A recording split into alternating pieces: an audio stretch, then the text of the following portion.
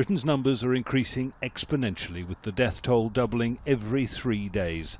Makeshift morgues are being built like this one on an ice rink in Milton Keynes to meet those grim demands. Meanwhile, frontline healthcare workers continue to make hurried preparations.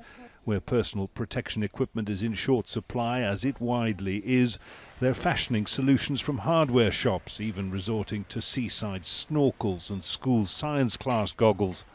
The government insists millions of items are in the delivery pipeline, but in many places they aren't arriving quickly enough. I am now setting the goal of 100,000 tests per day by the end of this month. That is the goal, and I am determined that we will get there. Testing is another crucial part of the UK government's response that, for now, is wanting. This is a drive-through testing centre in an IKEA car park in northwest London. It's one of 5 across the country, finally allowing frontline healthcare staff to get a test for COVID-19 if they're self-isolating at home with symptoms and find out whether they've actually got the disease, and if they haven't, to allow them to get back to work quickly. We spoke to one National Health Service worker who'd just been tested. She didn't want to be identified. I'm a community worker, so we've all been moved to the crisis and emergency teams, and out of the 50 people that were deployed, only 7 turned up for work. Everybody's worried, We're working with no PPE.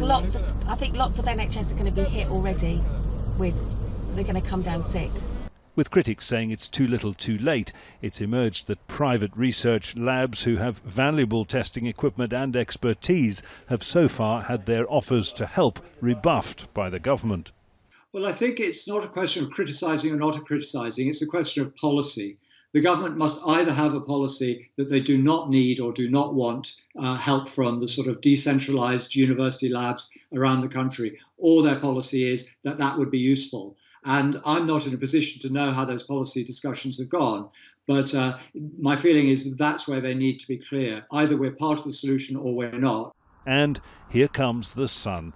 It's not all bad news. The famous crossing at Abbey Road Studios got a new lick of paint in the unusual absence of Beatle fans taking selfies, ready for life after coronavirus.